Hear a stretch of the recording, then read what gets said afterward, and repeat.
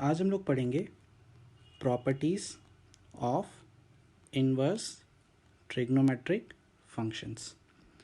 Properties of inverse trigonometric functions, ठीक है। देखो, मैंने आपको पहले ही बताया कि आपका बोर्ड का इनवर्स ट्रिग्नोमेट्री हो चुका है, ठीक है। तो मैं जो पढ़ाऊँगा वो आपको कॉम्पिटिटिव एग्ज़ाम्स में कैसे अप्रोच करते हैं या कैसे क्वेश्चन को टैकल करते हैं, वही वाला पार्ट पढ़ाऊँगा, ठीक है, या उसके हिसाब से ही पढ़ाऊँगा, ओके। जिसमें से मैंने आपको बताया कि सबसे पहली मेरी रिक्वायरमेंट होगी कि आप सारे के सारे इन्वर्स ट्रिग्नोमेट्रिक फंक्शंस के डोमेन और रेंज याद रखो, ठीक है। मतलब आपको आगे बढ़ने के लिए, कॉम्पिटिटिव पार्ट देखने के लिए, वैसे भी डोमेन रेंज बहुत इंपॉर्टेंट होती है, बोर्ड में भी आपने देखा होगा, पर कॉम्पिटिटिव के लिए तो बहुत ही ज़्यादा मस्ट है। आपको ये डोमेन और रेंज याद ही होने चाहिए। अगर आपने अभी तक भी याद नहीं किए तो एक बार आप वीडियो पॉज करो, आप याद करो, तभी ये वीडियो देखना, ठीक है। उसके बाद मैं आपको ग्राफ्स भी बताए थे, और आगे भी मैं जो कुछ ग्राफ्स बताऊंगा वो आप नोट करते आना, ठीक है, और उसको आपको याद रखना है, ठीक है, जिससे कि आपका क्वेश्चन बहुत जल्दी सॉल्व होगा, क्योंकि हमारे पास टाइम बहुत कम होता है और हमें क्वेश्चन सॉल्व करना होता है, ठीक है। तो हम प्रूफ नहीं कर सकते, हमें कुछ ऐसा अप्रोच चाहिए होता है जिससे कि हम क्वेश्चन जल्दी सॉल्व कर लें, ठीक है, और हमें समझ में भी आए कि क्वेश्चन में क्या पूछा जा रहा है और कैसे करना है, ठीक है। तो ये जो दो चीज़ें हैं ये मस्ट रिक्वायर्ड होनी चाहिए, ये मस्ट रिक्वायर्ड है, मान लो आप, ठीक है। जैसे कि एक एग्जांपल मैं छोटा सा बताता हूँ कि डोमेन रेंज कैसे कहाँ काम में आती है। सपोज एक क्वेश्चन है, एक्सप्लेन द फॉलोइंग, ठीक है। क्या बोल रहा है question, if cos π/4 is 1/√2 and cos -π/4 is 1/√2। भाई cos π/4 भी 1/√2 होता है और cos -π/4 भी 1/√2 होता है, बराबर। But cos inverse 1/√2 is π/4, cos inverse 1/√2 is π/4 and cos inverse 1/√2 is not equal to -π/4। क्या बोल रहा है ये कि cos π/4 तो 1/√2 होता है, तो cos इनवर्स 1/√2 π/4, चलो ये तो करेक्ट है, पर cos -π/4 भी तो 1/√2 होता है ना, तो cos इनवर्स 1/√2 -π/4 के बराबर क्यों नहीं होता, ये अपना क्वेश्चन है, ठीक है। तो क्यों नहीं होता, हमें पता है कि cos इनवर्स x का रेंज कहाँ से कहाँ तक होता है, 0 से पाई के बीच में। cos इनवर्स x का रेंज क्या होता है, 0 से पाई, मतलब cos इनवर्स x जो वैल्यूज़ लेगा वो 0 से पाई के बीच में ही वैल्यूज़ लेगा, ना पाई से बड़ी हो सकती है ना ही 0 से छोटी हो सकती है, बराबर, करेक्ट है ना। यहाँ पे cos π/4 वैल्यू तो ले सकता है, लेकिन cos -π/4 ले सकता है क्या, नहीं ले सकता, क्योंकि -π/4 cos इनवर्स x की रेंज में लाए नहीं करता। cos वैल्यू कहाँ से ले सकता है, 0 से पाई, 0 से छोटी वैल्यू भी नहीं ले सकता, 0 से बड़ी वैल्यू भी, सॉरी, पाई से बड़ी वैल्यू भी नहीं ले सकता, 0 से पाई के बीच में ही वैल्यूज़ ले सकता है। इसीलिए हम π/4 एक्सेप्ट कर रहे हैं, -π/4 एक्सेप्ट नहीं कर रहे, ओके, क्योंकि -π/4 0 से पाई के बीच में लाए नहीं कर रही है, π/4 0 से पाई के बीच में लाए कर रही है, इसीलिए इसको एक्सेप्ट कर रहे हैं, इसको एक्सेप्ट नहीं कर रहे, ठीक है, क्योंकि रेंज cos इनवर्स x की 0 से पाई होती है। जैसे सपोज एक और क्वेश्चन है, sin π/6 1/2 होता है, sin 5π/6 भी 1/2 होता है, लेकिन sin इनवर्स 1/2 हम π/6 लेते हैं, sin इनवर्स 1/2 5π/6 नहीं लेते, या sin इनवर्स 1/2 π/6 होता है और sin इनवर्स 1/2 5π/6 नहीं होता। क्योंकि अगर आप यहाँ से देखोगे कि sin π/6 1/2, तो sin इनवर्स 1/2 π/6 ये करेक्ट है। आप यहाँ से देखोगे तो sin 5π/6 1/2, पर sin इनवर्स 1/2 5π/6 नहीं होता है। क्यों नहीं होता है, फिर से वही sin इनवर्स x का रेंज हम चेक करेंगे। sin इनवर्स x का रेंज क्या होता है, -π/2 से π/2 होता है, बराबर।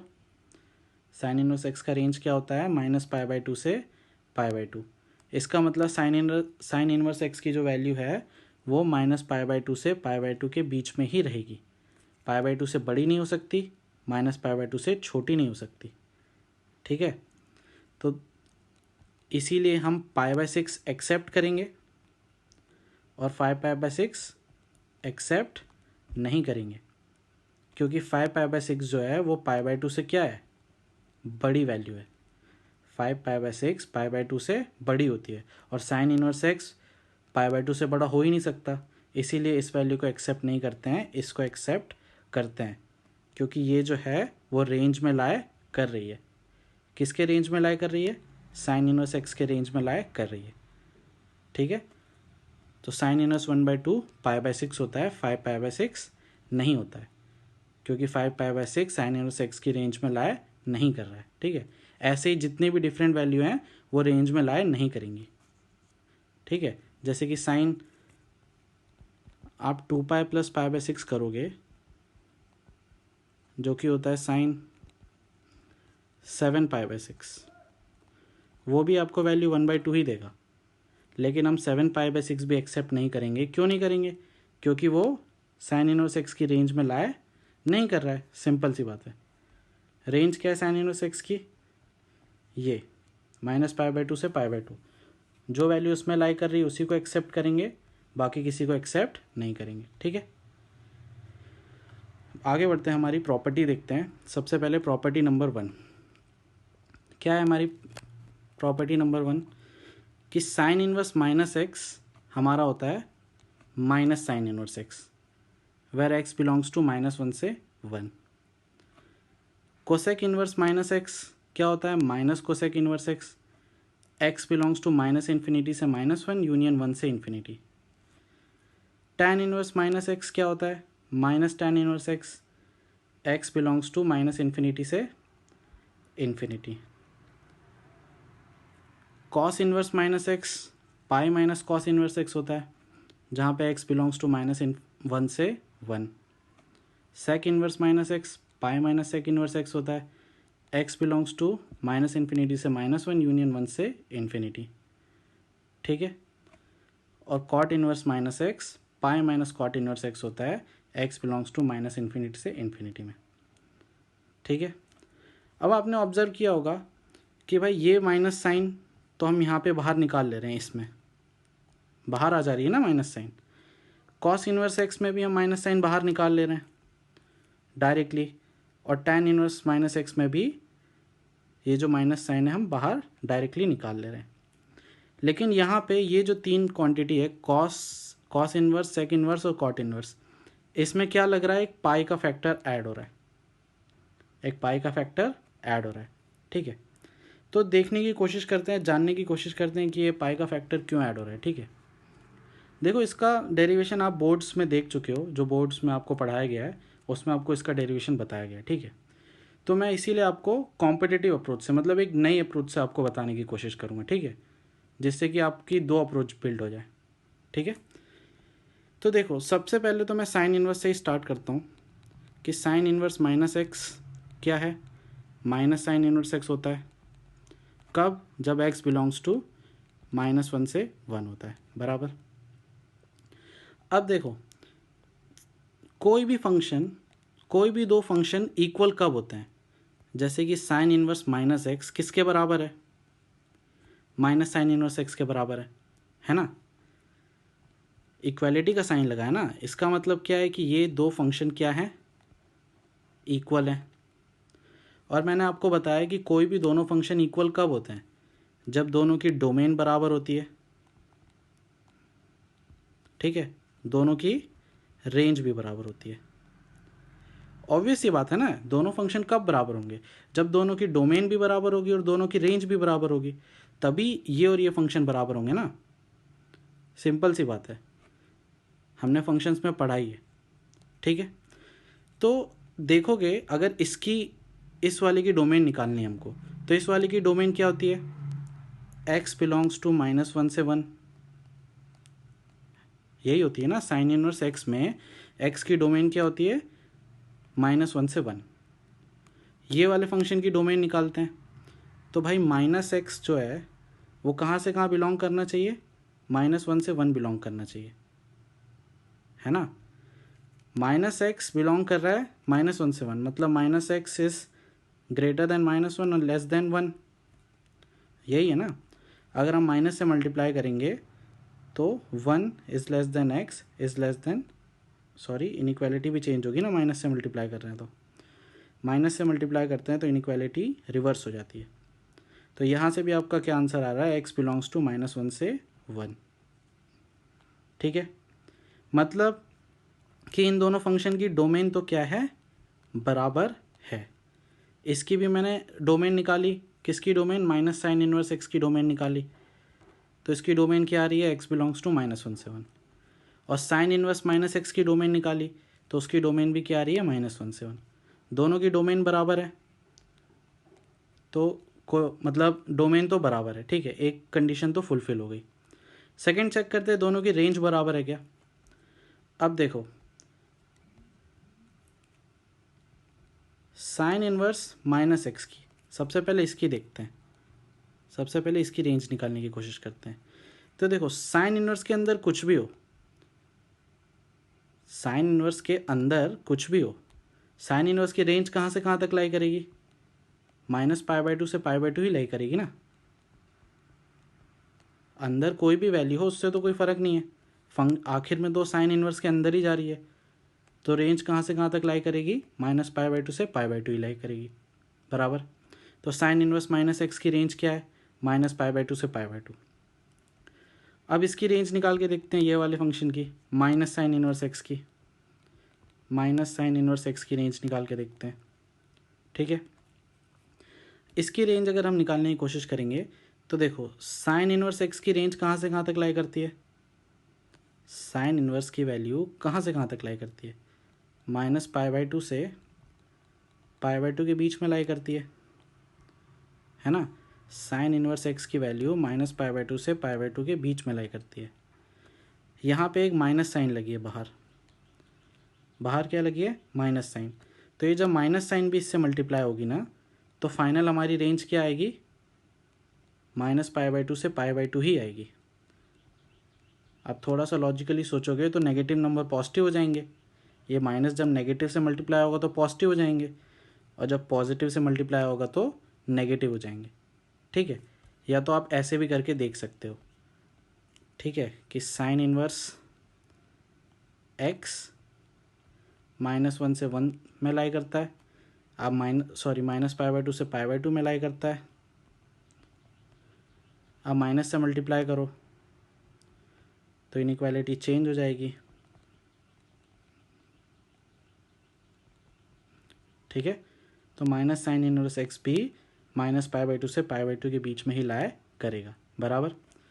तो इसका मतलब क्या है कि दोनों की रेंज भी बराबर है, दोनों की रेंज भी बराबर है ना, तो दोनों फंक्शंस इक्वल है। तो इसीलिए हमने साइन इनवर्स -x को माइनस साइन इनवर्स x के बराबर लिख दिया, जिसमें दोनों का डोमेन क्या है, x बिलोंग्स टू -1 से 1। कॉमन डोमेन है ना दोनों का, जो इसका डोमेन है और जो इसका डोमेन है वही दोनों का कॉमन डोमेन होगा। तो ये हमारा डोमेन हो गया और रेंज हमें पता है दोनों का क्या है, -π/2 से π/2। तो ये दोनों चीज़ बराबर है, ओके। लेकिन अगर आप यही चीज़ कॉस में करना चाहोगे ना, अगर यही चीज़ कॉस में करना चाहोगे ना, देखो सपोज अगर मैं ऐसा लिखता हूँ, cos inverse -x is equal to minus cos inverse x।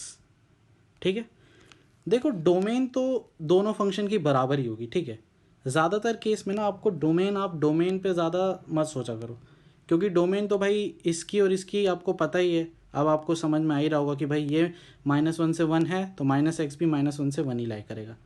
तो डोमेन चेक करने की हमें इतनी ज़्यादा ज़रूरत होती नहीं है। हमारा फोकस क्या होता है, रेंज पे फोकस होता है। ठीक है, तो रेंज हम निकाल के देखते हैं। ठीक है, अगर मैं इस साइड की रेंज देखूँगा, अगर मैं LHS की रेंज देखता हूँ तो LHS में क्या है, कॉस इनवर्स -x है, कॉस इनवर्स के अंदर कुछ जा रहा है, मतलब कॉस इनवर्स की रेंज क्या है हमारी, 0 से पाई ही होगी। अरे अंदर कुछ भी जा रहा है उससे क्या फ़र्क पड़ता है, फाइनली तो कॉस इन्वर्स के अंदर जा रहा है ना, और कॉस इन्वर्स की रेंज क्या होती है, 0 से पाई होती है। करेक्ट है। यहाँ पे भी अब RHS में देखो, RHS में देखोगे तो कॉस इन्वर्स एक्स की रेंज क्या है, 0 से पाई है, बराबर। अगर मैं माइनस साइन से मल्टीप्लाई करूँगा तो कॉस इन्वर्स RHS की रेंज क्या हो जाएगी, माइनस पाई से 0 हो जाएगी ना। देखो अब ये डायरेक्टली लिखना सीख जाओ, या डायरेक्टली लिखना क्या सीखो, थोड़ा सोच लो ना कि भाई कॉस इन्वर्स एक्स 0 से पाई के बीच में वैल्यूज़ ले रहा है, हम माइनस साइन से मल्टीप्लाई कर रहे हैं, तो जब माइनस साइन से मैं मल्टीप्लाई कर रहा हूँ तो मेरी वैल्यूज़ क्या हो जाएंगी, माइनस पाई से 0 ही हो जाएंगी ना, क्योंकि सारी पॉजिटिव वैल्यू नेगेटिव हो जाएंगी, सारी की सारी पॉजिटिव वैल्यू नेगेटिव हो जाएंगी। तो एक्चुअली में RHS का रेंज क्या हो जाएगा, माइनस पाई से 0, है ना। मतलब LHS जो वैल्यूज़ ले रहा है वो 0 से पाई के बीच में ले रहा है, RHS जो वैल्यूज़ ले रहा है वो माइनस पाई से 0 के बीच में ले रहा है। तो तुम मुझे बताओ कि ये कभी बराबर होगा क्या, कभी ये इक्वालिटी साइन होल्ड करेगी क्या। भाई यहाँ पे सारी पॉजिटिव वैल्यूज़ हैं, यहाँ पे सारी नेगेटिव वैल्यूज़ हैं, सिर्फ एक 0 को छोड़ के, दोनों में से 0 ही बराबर है, बाकी कुछ बराबर है क्या। यहाँ पे सब पॉजिटिव वैल्यूज़ हैं, यहाँ पे सब नेगेटिव वैल्यूज़ हैं, तो कभी भी ये बराबर, ये जो इक्वालिटी साइन है ये कभी बराबर नहीं हो सकती है। इसीलिए हम कॉस इन्वर्स माइनस एक्स को माइनस कॉस इन्वर्स एक्स नहीं लिख सकते, इसीलिए हम कॉस इन्वर्स माइनस एक्स को माइनस कॉस इन्वर्स एक्स नहीं लिख सकते, क्योंकि इक्वालिटी कभी होल्ड ही नहीं करेगी ना। LHS की रेंज क्या है हमारी, 0 से पाई, और RHS की रेंज क्या है हमारी, माइनस पाई से 0। LHS में सारी पॉजिटिव वैल्यूज़ हैं, RHS में सारी नेगेटिव वैल्यूज़ हैं, तो इक्वालिटी कैसे होल्ड करेगी, बराबर कभी होगा ही नहीं। तो इसको बराबर करने के लिए, या तुम ऐसा भी बोल लो, दोनों की रेंज सेम करने के लिए हम क्या करेंगे, एक पाई ऐड कर देते हैं यहाँ पे, इसमें क्या करते हैं, एक पाई को ऐड कर देते हैं। अगर देखो अब माइनस पाई से 0 कोई वैल्यू जा रही है, उसमें आपने पाई ऐड कर दिया, तो टोटल वैल्यू कहाँ से कहाँ तक जाएगी, डायरेक्टली सोचो, कहाँ से कहाँ तक जाएगी, 0 से पाई तक जाएगी ना। माइनस पाई और पाई 0 हो जाएगा, और 0 और पाई पाई हो जाएगा, और उसके बीच में वैल्यू 0 से पाई के बीच में ही रहेंगी, है कि नहीं। ऐसे सोचना है तो आप ऐसे सोच लो कि minus cos inverse x minus pi से 0 के बीच में जा रहा था, ठीक है, मैंने पाई ऐड कर दिया, मैंने क्या किया, पाई ऐड कर दिया तीनों साइड, तो वैल्यूज़ कहाँ से कहाँ तक जा रही है, पाई माइनस कॉस इन्वर्स एक्स की वैल्यू कहाँ से कहाँ तक जा रही है, 0 से पाई के बीच में जा रही है ना। देखो ऐसे ये तरीका, ये जो तुम ऐसे तरीके से अगर कर रहे हो, ये जो तरीका जो मैंने किया भाई, ये ऐसा वाला, इससे थोड़ा कम ट्राई करो, क्योंकि बार बार ये 3 लाइन फालतू में लिखनी पड़ती है। तुम डायरेक्टली भी देख सकते हो ना कि माइनस पाई से 0 कोई वैल्यू जा रही है, तुमने अगर उसमें पाई ऐड किया तो वैल्यू 0 से पाई ही जाएगी।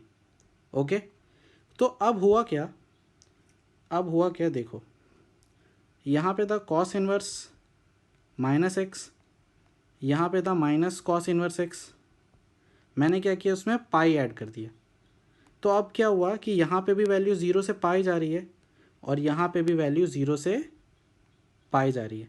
अरे अब बराबर है ना दोनों का रेंज, तभी तो इक्वालिटी होल्ड करेगा। और डोमेन तो मैंने तुमको बोला है, डोमेन बराबर रहेगा ही, क्योंकि अगर डोमेन बराबर नहीं है तो क्वेश्चन करने का मतलब ही नहीं है, और डोमेन को बराबर किया भी नहीं जा सकता। लेकिन रेंज को जैसे मैंने यहाँ पाई ऐड कर दिया, रेंज एडजस्ट किया जा सकता है, ठीक है। तो डोमेन कभी भी अगर क्वेश्चन में बराबर नहीं होगा ना तो सेंस ही नहीं बनेगा, फिर वो क्वेश्चन को आगे करने का कोई मतलब ही नहीं है। इसीलिए ज़्यादातर डोमेन पे फोकस नहीं किया जाता है, ठीक है। मतलब करना चाहिए, पर मैं तुमको एक अप्रोच बता रहा हूँ कि जब भी तुम क्वेश्चन देखो ना तो रेंज पे ध्यान दिया करो, ठीक है। कैसे ध्यान देना है मैंने अभी भी बताया। हमने देखा कि अब पाई ऐड करने से इसकी रेंज 0 से पाई हो गई है।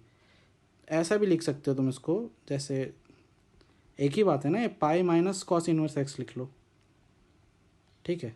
तो इसीलिए हम कॉस इन्वर्स एक्स में हम क्या करते हैं, पाई को ऐड करते हैं, directly minus cos inverse x नहीं लिखते। समझ में आया। ये बहुत मतलब अगर तुमको समझ में आ जाएगा ना तो ये बहुत ही फास्टेस्ट चीज़ है। जैसे कि तुम बाकियों में करके देख लो, ठीक है। जैसे कि अब तुम देखोगे तो तुमको पता चल जाएगा कि इसका रेंज क्या है LHS का, ज़ीरो से सॉरी इसका रेंज क्या है, 0 से पाई माइनस पाई बाई 2, यही है ना रेंज सेक इनवर्स एक्स का, ठीक है। तुम अगर माइनस सेक इनवर्स एक्स का रेंज देखोगे तो वो क्या हो जाएगा, माइनस पाई से 0 एक्सक्लूडिंग माइनस पाई बाई 2। थोड़ा ध्यान से सोचो, माइनस सेक इनवर्स एक्स का रेंज यही होगा, ठीक है।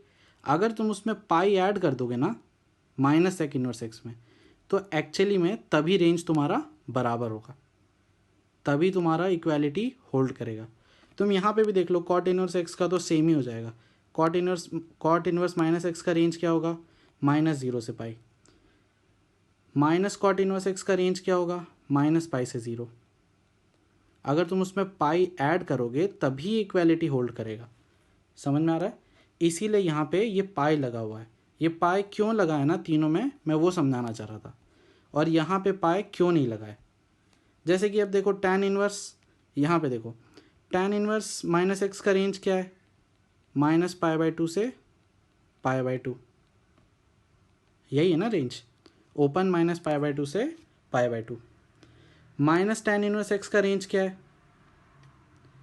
माइनस tan इनवर्स एक्स का रेंज क्या है, माइनस पाई बाई 2 से पाई बाई 2 ही होगा। तुम निकाल के देख लेना, क्योंकि tan इनवर्स एक्स का रेंज माइनस पाई बाई 2 से पाई बाई 2 है। माइनस मल्टीप्लाई होगा तो सिर्फ इंटरचेंज हो जाएगा, प्लस वाले माइनस हो जाएंगे, माइनस वाले प्लस हो जाएंगे, तो फाइनली जो रेंज है वो यही आएगा, ठीक है। तो यहाँ पे LHS और RHS का रेंज बराबर है, तो हमने डायरेक्टली इक्वालिटी लगा दी, हमें पाई ऐड करने की ज़रूरत नहीं पड़ी।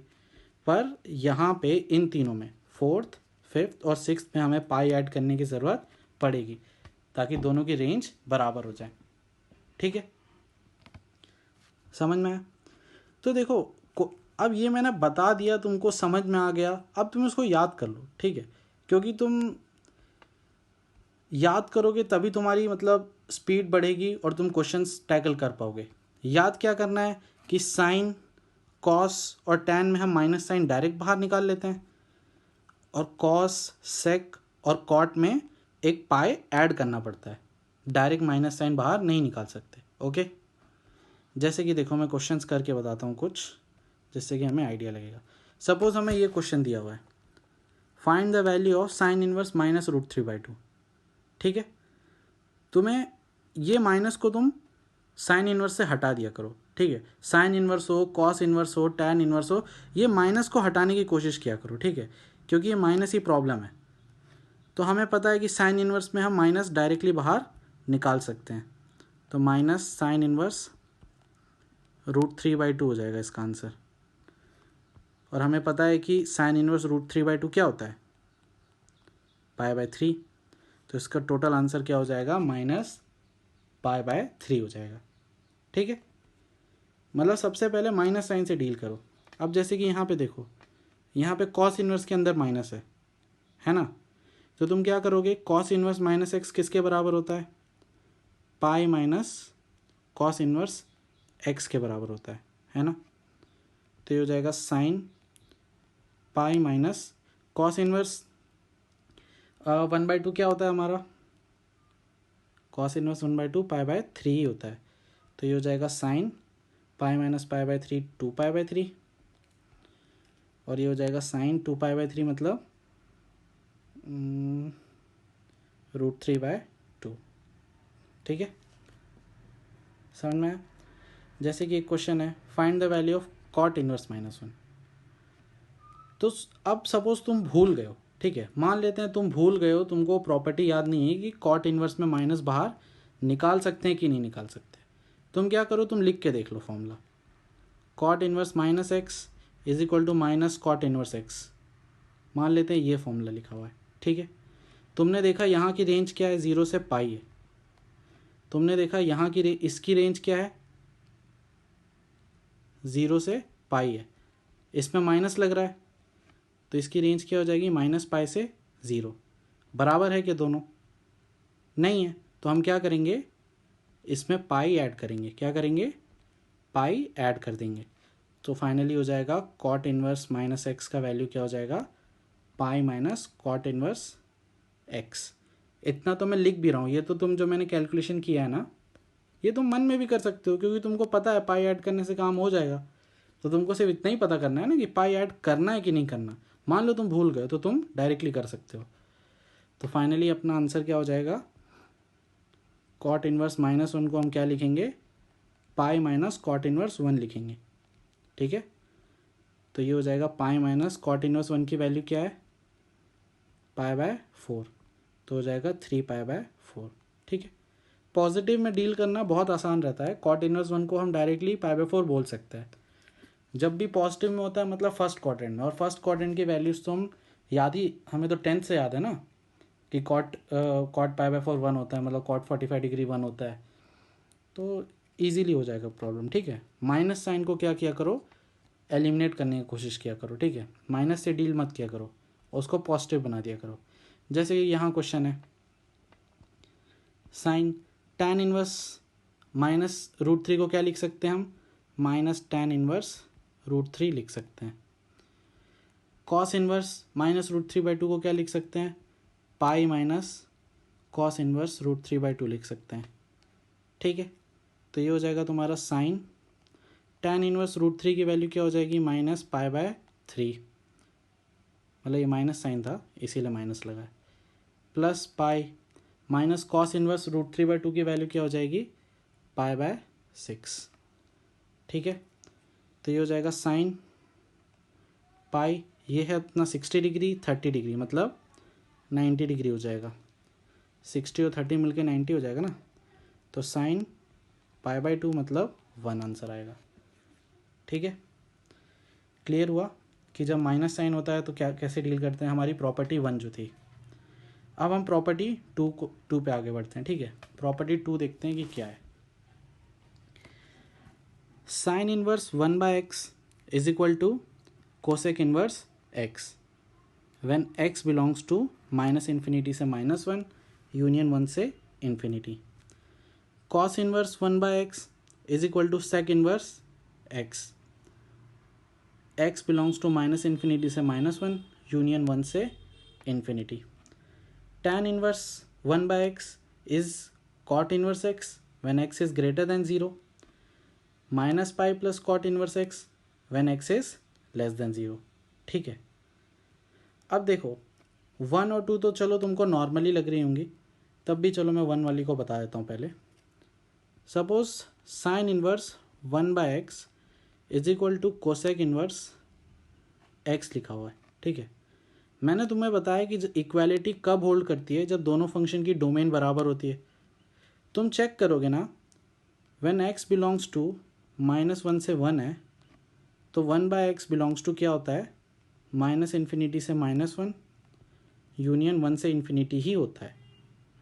जब x बिलोंग्स टू -1 से 1 होता है ना, तो 1 by x belongs to minus infinity से -1 यूनियन 1 से इन्फिनिटी ही होता है।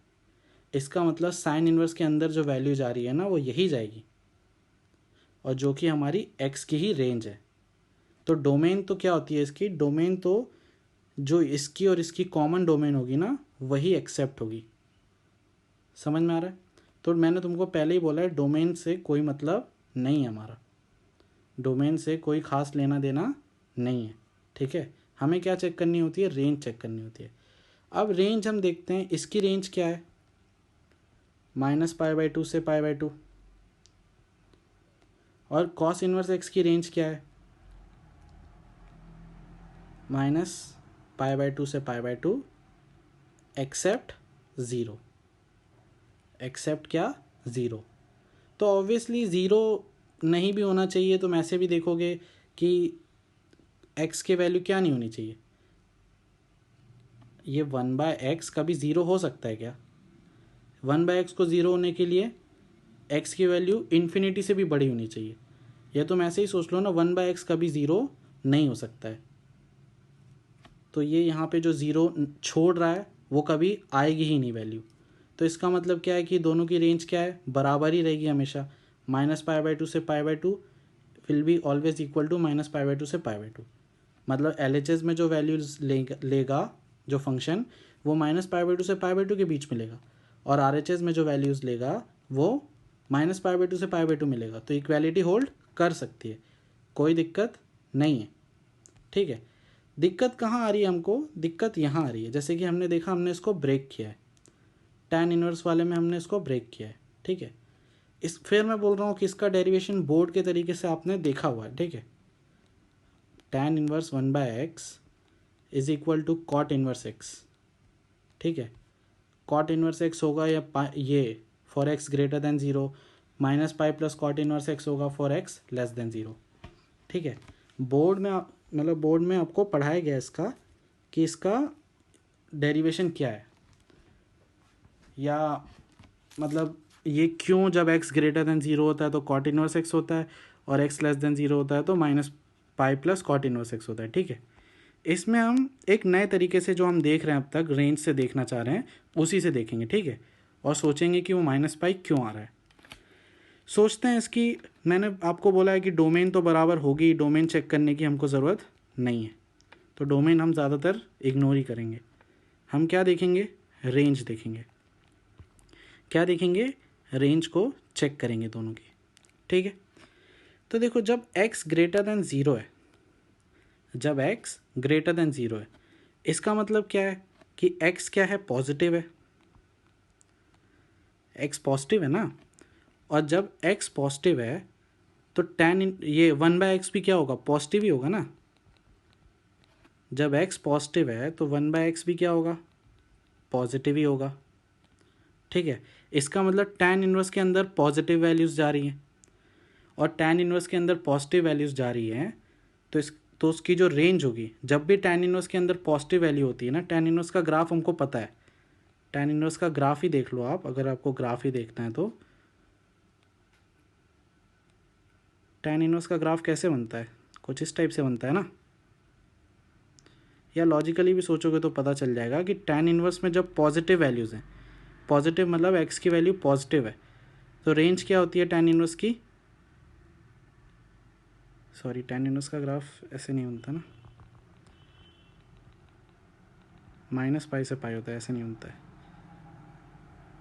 कैसे बनता है tan इनवर्स का ग्राफ?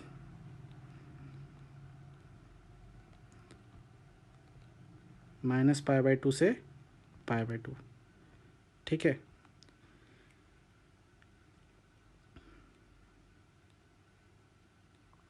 कुछ इस टाइप से बनता है, ठीक है। मतलब जब x, अरे यार,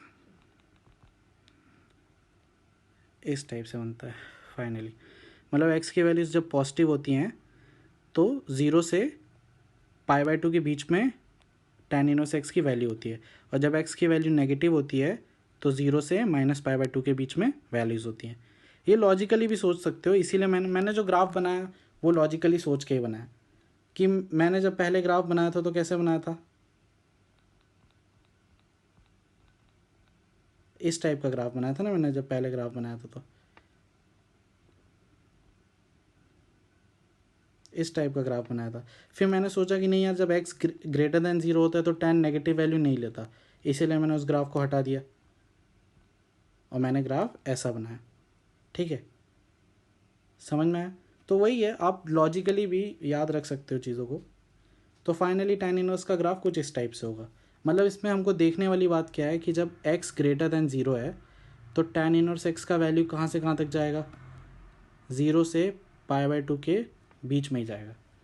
tan इनवर्स x का वैल्यू कहाँ से कहाँ तक जाएगा? 0 से π/2 के बीच में ही जाएगा, ओके। तो x तो पॉजिटिव है, तो tan इनवर्स x का वैल्यू कहाँ से कहाँ तक जा रहा है? 0 से π/2 के बीच में जा रहा है, ठीक है। और जब x पॉजिटिव है तो cot इनवर्स x का भी वैल्यू ना 0 से π/2 के बीच में ही जाता है। तो cot इनवर्स x का भी वैल्यू कहाँ से कहाँ तक जाएगा? 0 से π/2 के बीच में ही जाएगा। वो cot इनवर्स का ग्राफ बनाया था मैंने इसके पहले जो बनाया था। इस टाइप का जो ग्राफ है ना वो cot इनवर्स x का बनेगा, ठीक है। तो x जब ग्रेटर देन 0 है तो वैल्यू कहाँ से कहाँ तक जा रही है? 0 से π/2 के बीच में जा रही है कॉट इनवर्स एक्स की वैल्यू, ठीक है। इसका मतलब क्या है कि जब x ग्रेटर देन 0 है तो tan inverse 1/x will be equal to cot inverse x, क्योंकि यहाँ पे भी वैल्यू 0 से π/2 जा रही है और यहाँ पे भी वैल्यू 0 से π/2 जा रही है। रेंज दोनों की बराबर हो रही है ना, और रेंज दोनों की बराबर हो रही है तो इक्वालिटी होल्ड कर सकती है, कोई दिक्कत नहीं है x ग्रेटर देन 0 में। पर जब x लेस देन 0 होता है ना, x लेस देन 0 होता है, ठीक है, तो x लेस देन 0 में tan इनवर्स 1/x का रेंज कहाँ से कहाँ तक जाता है, -π/2 से 0। tan इनवर्स x का रेंज कहाँ से कहाँ तक जाता है, -π/2 से 0, ठीक है। और cot इनवर्स x का जब x क्या नेगेटिव होता है तो cot इनवर्स x का रेंज कहाँ से कहाँ तक जाता है, π/2 से पाई। कहाँ से कहाँ तक जाता है, π/2 से पाई तक जाता है। यही ना एक्चुअली में दिक्कत हमारी यही थी। जो जैसे कि तुम देखोगे कि साइन इनवर्स एक्स और कॉसेक इनवर्स एक्स का रेंज दोनों का लगभग बराबर ही है। इसका होता है -π/2 से π/2 और इसका भी होता है -π/2 से π/2 एक्सेप्ट 0। और मैंने आपको बताया कि वो 0 का भी वैल्यू लेगा ही नहीं, तो लगभग बराबर ही होती है रेंज। इधर भी देखोगे ना तो कॉस इनवर्स एक्स की रेंज क्या होती है, 0 से पाई। सेक इनवर्स एक्स की रेंज क्या होती है, 0 से पाई एक्सेप्ट π/2। और ये π/2 भी वैल्यू लेगा नहीं ज़्यादा, क्योंकि x कभी हमारा 1/x 0 होगा नहीं, ठीक है। तो इसका मतलब क्या है कि इसकी रेंज भी 0 से पाई और 0 से पाई है। लेकिन जब हम tan इनवर्स 1/x और cot इनवर्स x में देखते हैं ना, तो tan इनवर्स की रेंज तो क्या है, -π/2 से π/2 और cot इनवर्स x की रेंज क्या होती है, 0 से पाई। तो यहाँ पे दोनों की रेंज बराबर नहीं होती है, इसीलिए हमको ब्रेक करना पड़ता है। जो केस मैं बना रहा हूँ ना, वो केस क्यों बना रहा हूँ, यही दिक्कत आ रही थी हमको कि दोनों की रेंज ही बराबर नहीं थी। तो मैंने क्या देखा कि x ग्रेटर देन 0 में तो रेंज बराबर है, 0 से π/2 0 से π/2, तो डायरेक्ट लिख दिया tan इनवर्स 1/x को cot इनवर्स x। जब x लेस देन 0 था तो tan इनवर्स 1/x की रेंज क्या देखी मैंने, -π/2 से 0, और ये कहाँ से कहाँ तक जा रहा है, π/2 से पाई जा रहा है, बराबर। तो मैं क्या करूँगा ना, दोनों की रेंज को बराबर करने के लिए क्या करूँगा, मैं यहाँ पे पाई सब्ट्रैक्ट कर दूँगा, यहाँ पे पाई क्या कर दूँगा, सब्ट्रैक्ट कर दूँगा। या तो आप यहाँ पे पाई सब्ट्रैक्ट करो या तो यहाँ पे पाई ऐड करो, बात बराबर है, क्योंकि इक्वल टू के उधर जाएगा तो -पाई हो जाएगा ना। दोनों में बात बराबर है, या तो आप पाई यहाँ पे सब्ट्रैक्ट करो या तो यहाँ पे पाई ऐड करो, ठीक है। तो मैं यहाँ पे सब्ट्रैक्ट कर रहा हूँ, ठीक है। तो सब्ट्रैक्ट करने से होगा क्या, π/2 पाई से में से π/2 पाई में से मैं पाई सब्ट्रैक्ट कर रहा हूँ, तो मेरी फाइनल रेंज क्या हो जाएगी, सोचो थोड़ा, फाइनल रेंज क्या हो जाएगी, -π/2 से 0 ही हो जाएगी ना। अरे रेंज मेरी -π/2 से 0 ही होगी ना, क्योंकि π/2 में से पाई माइनस होगा -π/2, उसके बाद उससे बड़ी वैल्यूज आएंगी और आखिरी में पाई में से पाई माइनस होगा तो 0 तक जाएगी। मतलब ये जो वैल्यू है वो फाइनली -π/2 से 0 भी जाएगी। आप चाहो तो वैसे भी करके देख सकते हो, जैसे मैंने आपको बताया था कि cot इनवर्स x कहाँ से कहाँ के बीच में जा रहा है, π/2 से पाई के बीच में जा रहा है। अगर आप -पाई करोगे, π/2 से पाई के बीच में जा रहा था ना, अगर -पाई कर दोगे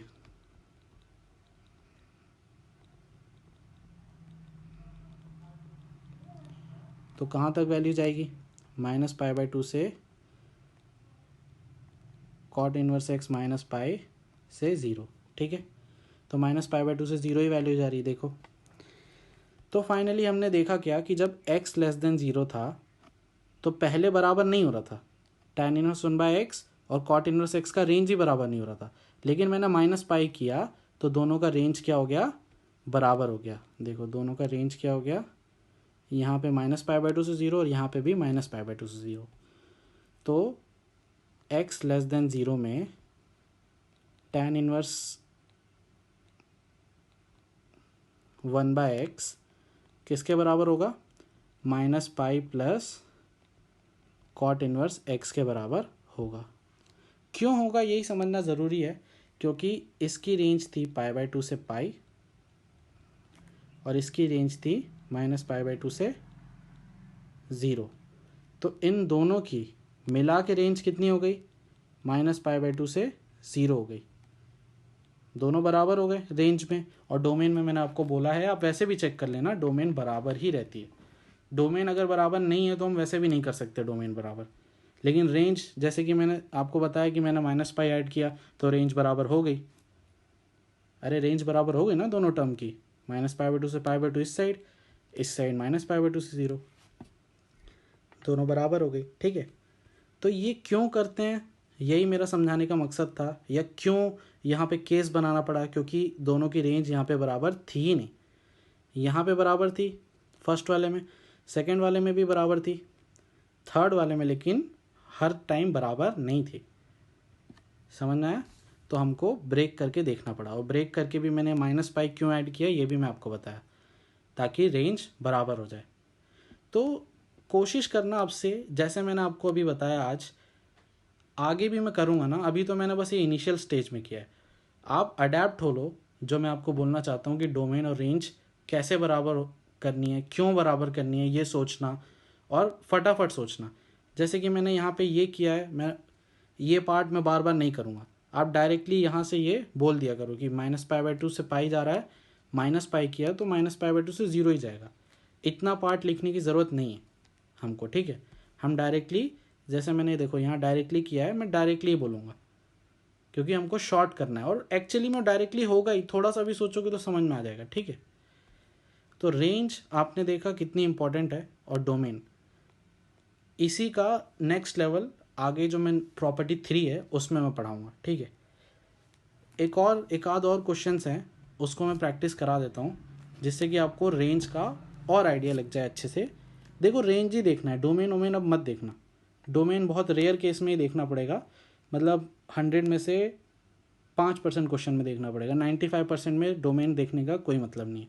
ठीक है, अब हमसे क्वेश्चन बोला है, if sin inverse x plus sin inverse y plus sin inverse z is equal to 3π/2, then x² plus y² plus z² plus 1/xy plus 1/yz plus 1/zx, इसकी वैल्यू क्या है, ये हमसे पूछा है। ठीक है, तो देखो sin इनवर्स x -π/2 से π/2 तक जा सकता है, sin इनवर्स x -π/2 से π/2 तक जाएगा ना। sin इनवर्स y भी -π/2 से π/2 तक जाएगा, और sin इनवर्स z भी -π/2 से π/2 तक जाएगा। ठीक है, मतलब sin इनवर्स x की मिनिमम वैल्यू है -π/2 और मैक्सिमम वैल्यू है π/2। sin इनवर्स y की भी सेम, मिनिमम -π/2 मैक्सिमम π/2, और sin इनवर्स z की भी सेम, मिनिमम -π/2 मैक्सिमम π/2। तो अगर लॉजिकली सोचोगे ना थोड़ा भी, तो ये 3π/2 तभी होगा, ये sin inverse x plus sin inverse y plus sin inverse z 3π/2 तभी होगा जब ये तीनों मैक्सिमम होंगे।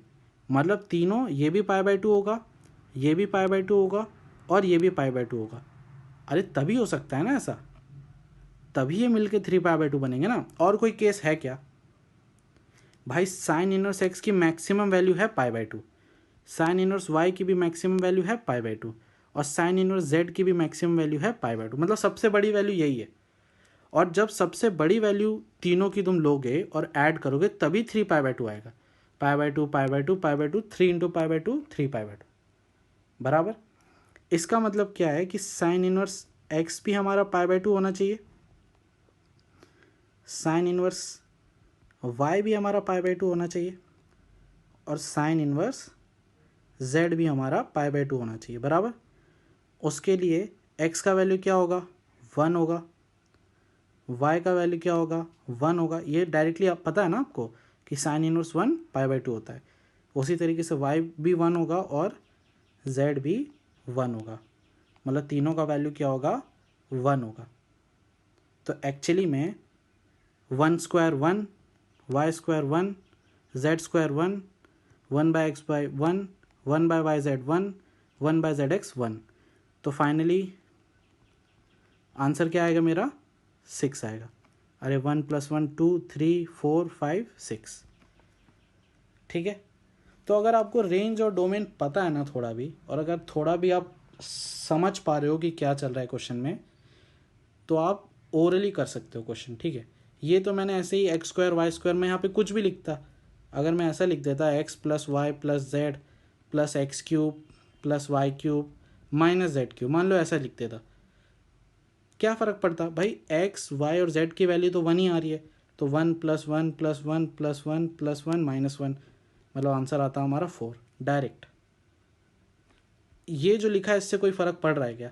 नहीं। कंसेप्ट क्या है इसमें कि जब ये तीनों मैक्सिमम होंगे ना तभी 3π/2 आएगा, और तीनों मैक्सिमम होने के लिए x का वैल्यू 1, y का वैल्यू 1 और z का वैल्यू 1 ही होगा। ठीक है, अब जैसे कि मैंने क्वेश्चन बता दिया, आपने समझ लिया कि इसको कैसे करना है। अगर इस टाइप का कोई भी क्वेश्चन आएगा ना तो आप ओरली कर लोगे इसको। देखो जैसे कि एग्जाम्पल देता हूँ मैं, ये क्वेश्चन दिया हुआ है। ठीक है, मैं 5 सेकेंड का टाइम देता हूँ इसका आंसर देने के लिए। ठीक है, 1 2 3 4 5। क्या आंसर आया? अगर आपका आंसर 0 है तो करेक्ट है। ठीक है, अब कैसे है, आपको पता है कि cos इनवर्स x 0 से पाई के बीच में वैल्यू जाएगी, cos इनवर्स y की 0 से पाई के बीच में जाएगी, और cos इनवर्स z की भी 0 से पाई के बीच में ही जाएगी। यही है ना। 3π कब होगा? जब ये भी मैक्सिमम होगा, मतलब इसकी वैल्यू भी पाई होगी, इसकी वैल्यू भी पाई होगी, और इसकी वैल्यू भी पाई होगी। भाई जब तीनों मैक्सिमम होंगे, एक ही केस है ना 3π होने का, एक ही केस है जब तीनों पाई होंगे, और कोई केस हो ही नहीं सकता जब तीनों मैक्सिमम वैल्यू पे होंगे अपने। cos इनवर्स x पाई कब होता है? जब x का वैल्यू -1 होता है। cos इनवर्स y पाई कब होता है? जब y का वैल्यू -1। और cos इनवर्स z पाई कब होता है? जब z का वैल्यू -1। तो अगर आप यहाँ पे पुट करोगे इसमें, तो देखो -1 का स्क्वायर, -1 का स्क्वायर, -1 का स्क्वायर, यहाँ पे क्या हो जाएगा? सॉरी, इसका भी आंसर 6 ही आएगा, मैं ही गलत था। -1 × -1 प्लस -1 × -1 प्लस -1 × -1। ठीक है, तो आंसर क्या आया? अरे भाई ये भी 1 होगा, ये भी 1 होगा, ये भी 1 होगा, ये भी 1 होगा, ये भी 1 होगा, और ये भी 1 होगा, तो आंसर आएगा 6। ठीक है, कैसे आया? अरे सबकी वैल्यू, ये वैल्यू पुट कर लोगे इसमें तो आ जाएगा। मैं गलती से यहाँ पे -1 ले लिया था इस पूरी वैल्यू को। ठीक है, तो फाइनल आंसर आएगा इसका 6। समझ में आया? तो ओरली करना है, इस टाइप के ही क्वेश्चन आएंगे।